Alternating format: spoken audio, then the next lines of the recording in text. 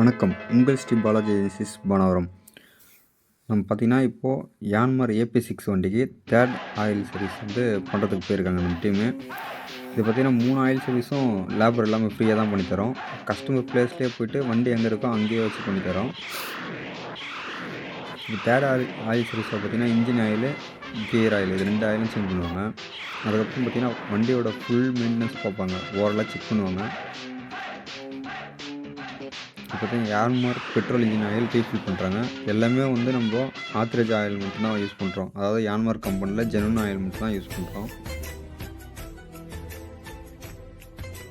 யான்மார் கம்பெனியில் ரெஃபர் பண்ணுற oil use பண்ணால் மட்டும்தான் நம்ம வாரண்ட்டி எதனா பிரச்சனை இஷ்யூ வந்தால் கிளியர் பண்ண முடியும்.